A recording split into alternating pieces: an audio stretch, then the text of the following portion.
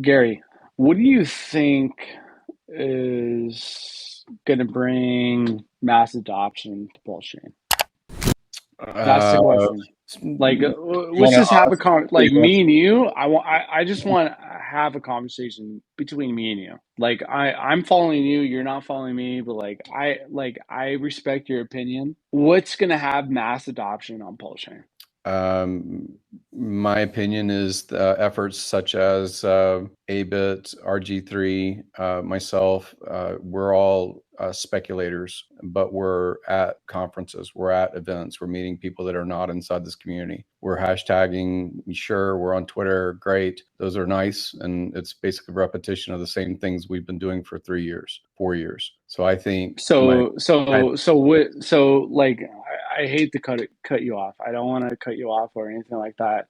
But you stated all these things that obviously I respect that individual. I respect you. I respect every single individual going into these spaces, going to but before these spaces, what's actually going to bring prosperity and the masses to Pulse Chain? again, Is it going to be green candles or is it going to be just talk? no, I think it's the same furniture that gets rearranged in the same house. That's what's been going on. The same, people are moving the sofa to the bedroom in the same house. That's what's happening. You see the liquidity move from one position to another position in the same ecosystem. You can go right now to Go Pulse and look at the bridge and see what money has come in, and that money number hasn't increased. So if there's going to be increase in value, sure, it may be great to inflate the dollar supply. So I Gary, let me ask you You're gonna this. cut me off. I'm going to stop answering. Do you All want me right, to let me stop answering? let me ask you this. What is value to you? 10x the population. Is liquidity value? So let's just say that a protocol like in the ecosystem has burnt liquidity. Is that value to you? No, because what What's what did it take to create the liquidity that got burnt? okay? So elaborate on that. Yeah, if I spent a year creating a novel on my laptop and then I deleted it before anybody read it, was there value? But if you actually was writing that novel and you burnt about $500,000 worth of liquidity, is that value to the ecosystem? We're not following each other. I don't know. I don't know what you're saying. Okay. So let's just say PRS, for instance, and they have value between Pulse and PRS in that liquidity pool. Is that value to Pulse chain in the So ecosystem? So to transact on Pulse Chain requires a gas token of PLS. To change the value of the PRS token, I believe, if it's a reflection token, requires buyers simply for speculative reason. Is that true? True. Does humans have to interact with that interaction, or can bots happen?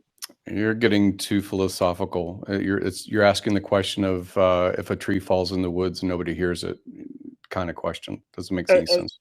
Gary, I think what he's trying to ask is like if you pair two coins, like okay, let me say I created a token, right? And I grabbed the token and I paired it with PLS, which everybody does. Then I send that to a bond address. Did I create value for that protocol or for that project? No.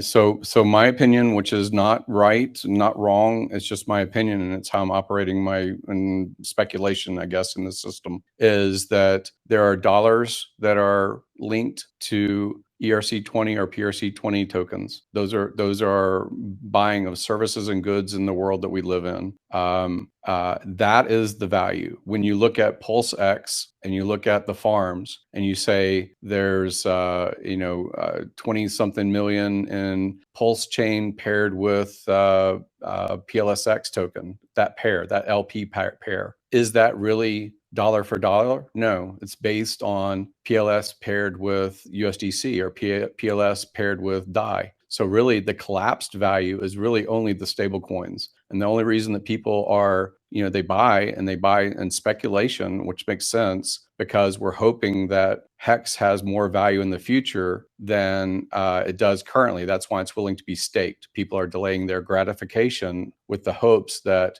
their purchasing power goes up. But if that narrative, again, PLS has a function, PLSX has a contract and burns a supply. There are narratives. These are the same stories that I hear about wine collectors or about classic comic book collectors. It's rare, it's scarce, it's hard to find. You have to trade labor, you have to trade invention in order to get my Superman #1, whatever it is, right? So these are all speculative instruments, every single one of them. And so when people are saying something like PLS paired with PRS, that's again, it's a protocol. It has a game theory to it. It has people that are going to speculate on it. They're going to add value with their labor, with their trading skills, with their leverage play. They're going to do what they're going to do because this is the gambling economy of cryptocurrencies, the speculative instrument nature. Okay. Yeah, that's how I look at it. All right. So let me just add this pretext to that thought process. So with that speculation type of consensus, what's this? I'm just going to bring like PTGC. If there was no other individual that bought or sold, that it was a human, and let's just say hypothetically, Pulse went to a penny, is that pair going to be valuable? So I'll say controversial thing. I don't believe that Hart's law is a real thing. So Why? no, I don't believe that. So you don't believe Richard Hart in Hart's law? No, I'm saying that I see offside trades. That's why you see the DAI PLS pair not bonded to each other and staying at the same point as they launched. You see offside. That's the whole trading market, is the offside. So like Gary, let's just think that Richard Hart was a fucking mastermind and pegged PDI to $1. What is that gonna bring to Pulsechain? Yeah, I'm not going down that ramp, dude. You don't want to go down that ramp? You're going to take me down the Gray's currency. You're going to take me down the PDI. I'm not taking you down the Gray's currency. Like on top of each other. Like, bro, like it's not leverage, bro. It's like, honestly, like when I like talk about these mechanisms and I talk about like PDI or Atropa, or if I talk about the Gray's currency, like I talk about these things. So answer this really quickly. What is the dollar or penny value of PDI? What is the current redeemable price of a PDI, single PDI? A single PDI, so $1 million worth, is about like $450. Okay, so that is half of a penny compared to $1. So that's around a 200x. Okay. Is that correct? Cool. What is? Wait. No. I understand that. Let me ask you this. Answer the ratio. The pitch that you're making is, so the ratio is about PDI is a 200x. That's the pitch. 200x. That's a 200x. But so what's wait. No. Hold on, Gary. No. Hold on, Gary. Like me and you have the same kind of thought process when it comes to who is built Pulsechain. Or like, I really want to like you like think about like what Richard Hart has built. Really think about what Richard Hart has built, and really think what kind of pretending I've been here 4 years like now. Don't like, bro. I'm not selling you on shit, but like, this has never came into fruition on any kind of blockchain or any kind of organism. People are in disbelief of Richard Hart. You really need to think about this. I'm coming in to you, Gary, like in heart to heart right now. Like, I really like, and everybody who's listening right now, like me and you right now, what does Richard Hart want right now for everybody in crypto space? Does he want fear? Does he want? Dude, if you're gonna keep clouding the question, I got to step out of the room. This is tangents on Clouding, tangent. Yeah. clouding the The question. first thing you were saying was PDI. And PDI, the proposal is it's a 200x, man, compared to a 30x or a 10x and something else. What do That's you know what's Atropa doing right now to it? I don't know, but I'm saying is the pitch Exactly. is Period. speculative Period. risk curve. That's all it is. I'm not saying it's good or bad. Ethereum, Bitcoin, USDC holding its peg. These are all risk profiles. They're all risk profiles. People using Tether, they're all risk profiles. People engaging on the internet, they're all risk profiles. Waking up tomorrow not getting hit by a bus, it's a risk profile. And the proposal about PDI is simply here's a potential with PEG and the pegging of a 200x. That is the animal spirits being. But so Gary, I hate being this individual, but like Richard Hart, period, has talked about. I'm going to continue talking just because you're being rude. You want me to continue talking on top of you? I'll continue talking. I'm not being You rude. step on top of me when I'm finishing a sentence. No, you finished your sentence. No, I didn't. And I was. No, I didn't. Okay. You're half drunk. You're half drunk on the stage or half something. Drunk on the stage. I don't know what's going on. Really? Like, is this your habit? Do you step on top of people when they're talking? Not really. Yeah, you've been doing it for a while. It's all recorded. Play it back tomorrow and see how it sounds. All right, gentlemen. Like, we are here talking about Pulsechain because we want to make the world a better place through technology, and I think blockchain is this tool for us as human beings to make the world a better place. I mean, you can do a lot of things. You can donate, you can help your time, and so on and so on. Things that really like take effort. But I think we can also just use the leverage crypto to achieve so much more.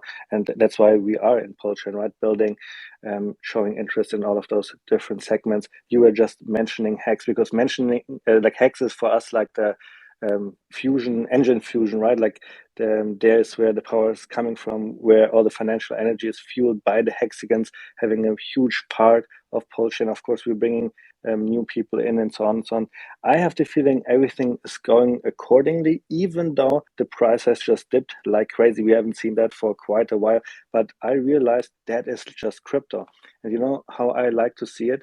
There's like a football game or a soccer game just evolving in front of me. I'm a spectator and I see what is happening. Pulsechain might be down by 2 scores right now, but that doesn't mean we cannot win the game at the end of the day, right? So as we come together as a community, evolve, educate and teach, we have seen on Pulsechain already that beautiful things can come out of that, and that's exactly what we are here to facilitate today. Like, what do you really think Pulsechans and hexagons, like during that run up about 230%? What was the feeling? Was it like a feeling of just a couple of individuals doing a couple things, or was it like a collective effort, or was it whale games? Was it just people trying to manipulate the price? What do you think people were actually trying to do? That's a very good question, and I'm thinking about this kind of stuff every single day, right? Like you ask me, and I've been involved in from the beginning, from day one. I've been making memes, later on a YouTube channel, had a German community, later on then I traveled across America, and this is exactly the time that you were just mentioning, right? Like when the prices were going so high, what exactly was it? Was it a team effort? Was it Richard Hart? And for me, being so much involved, I have learned that all the efforts that I have taken and done did not mean anything, basically. Because you as a human individual, you cannot do anything. You can just have fun and try to bring along the closest ones towards you. But the masses, right, what happened there with the 10,000x price appreciation, they do not care. And luckily it is like this, right? Hex does not need a single person, individual to do this or that in order to be successful. I think the success came from the very gatekeeping in the beginning. Like in the first couple of weeks or months of Hex, everybody hated it. It was hard to get in. Hex was a scam. Richard Hart was not liked. So there were only a few people that believed and staked for a long time, right? And I think buying and holding, the most important thing in crypto. And then once everything with the marketing got more traction and we got more wallets, we got more eyes on the product, that was exactly the time that you just mentioned where the price went up like crazy. And I believe it was just like the market sentiment shifting towards towards, oh wow, Hex is something, the price is going up. And then with this price going up, everything, just multiplied in itself. So overall, I think it was, just the hype that Hex had by Richard Hart, finding exactly what is the next narrative for crypto. And here's the thing, I believe how Richard Hart was able to hit exactly the right narrative in the last bull market. I think he will do it again, but now with Pulsechain, now with the new ecosystem, Hex still the number one on this blockchain, in my opinion. But now he has realized, well, I can get more by having my own network and Hex on it. I love the sentiment. This is what I try to do in the uptoken communities. Outreach further than just people in the Pulsechain community. Push out further to other people. Tweet out to the Ethereum guys, tweet out to the Binance guys, to the Matic guys, whoever, and try to bring those communities over here as well. And you guys, most of you guys are from outside the community, not just the Pulsechain ecosystem. I see that a lot, where people are just saying, hey, Hexicans, and hey, trying to get the people from inside the community to get to their project. Outreach, be positive. Outreach, get more people onto Pulsechain. That's what's needed. You want Pulsechain to grow, you need people from the outside. You just want your token to grow, then outreach the people that are in the community only. And I see that with the PDI guys. You're not just stuck and saying, hey guys, we're going to become better than everyone else here. Come buy my token. No, you outreach to everyone else and say, hey, come look at this. Come look what's happening over here. And it'll be nice to see more of that in the community as well. Definitely. So thank you for that, Haunted. Thanks for coming up and sharing. Next, we got PLS Miami. What's up, guys? You know what? We're seeing a lot here. And I think the reason that the sentiment got so negative in the short term is just because, the pendulum swung in a way where we went down for 4 or 5 days when the rest of crypto went up. And, for the people who can zoom out and have longer timelines, this is actually an opportunity to get family into Pulsechain, to get friends in. There's only so many windows of time in crypto where you have a good risk to reward to offer opportunities to people and get them in. And this is clearly one of them. I mean, when you put everything in perspective, we're sitting at the sac rates that the whales got in, right? So we have a little bit of volatility down here, but I don't know why people are, I get why some people are sad. And here's the thing. Some people that sacked with less amounts, they might have already capitulated. They don't have as long of a timeline as somebody with more money. So, I feel for them, but at the same time, you got to see the opportunity in just buying PLS itself right here. So, I'm bullish in the sense that, we've got more time to accumulate this token, and, everything else remains true. So our founder is a little bit quiet. And I think people need to build their own conviction. I mean, stop waiting for Richard to say he's bullish on his own token. We already know that. So, buy some PLS and, quite frankly, hope that it stays sideways for longer so you can get more if you're really bullish on it. So I'm happy with where things are at. And, we gotta bring more people in because the timing's good. And that's what I'm doing. I'm bringing family and friends in, and I think everything's going according to plan. There's a lot of upside here. I just want to add one thing to that. I always say token distribution is a beautiful thing, whether it's on the upside or the downside. You want people to sell, and that one person who had X amount of tokens now is distributed amongst 10 other people, 10 new onboarders. This is what you want to see, whether it's on the upside or the downside. You want token distribution. And the price is down. You've seen some whales sell out of Pulse, for example. That's a good thing. They sold. They're out. They're gone. They might come back later when the price is higher. I don't know. But but his tokens are most likely distributed amongst another 50, 100 people. That's a good thing. Right, and we got to remember that it's a really good thing that RH controls so much of the supply, because when time goes on, there is inevitably going to be a supply shock, assuming that the demand comes in, because there's only going to be so many liquid tokens in the market. So the fact that it's hard to get Pulsechain right now, the fact that you can't just go to a website and you got to click an extra link to get to the bridge, or Pulsex or whatever, that little bit of friction gives time and opportunity.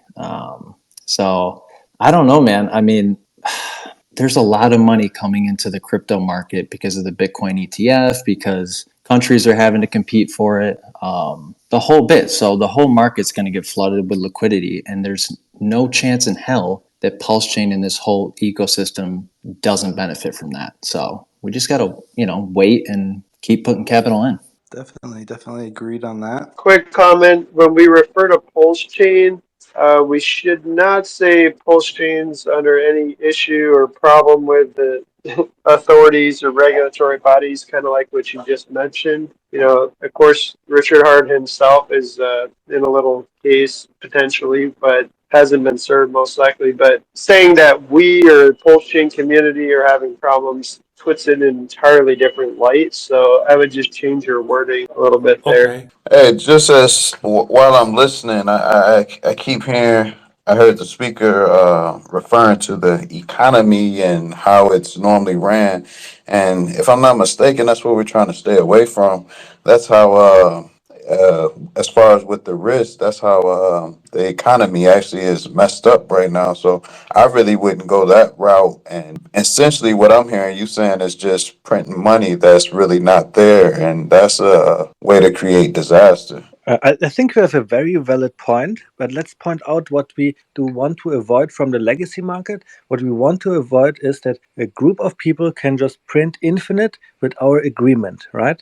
And we with Algo want to do something similar, right? Like we want to have the printing going on when it is needed and the contract buying and supporting the peg when it is needed, right? So in this case, who is really controlling here how much money is being printed and when to be printed? I think from what we're hearing right now, I think is a bad timing. I'm a great advocate for innovation building, especially on Pulsechain. But I think it's a bad timing right now to use the word sacrifice.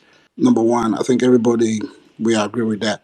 Number two, and this where I applaud the Atropa system. They brought fresh people into Pulsechain. So I'm trying to wonder, why are we still trying to get money within ourselves to build projects? Why don't we try to get people from the outside? So why don't you go to BNB, go to Ethereum, go to those network and pitch this to them that you want to build on Pulsechain and bring those people into Pulsechain instead of us still siphoning ourselves continuously.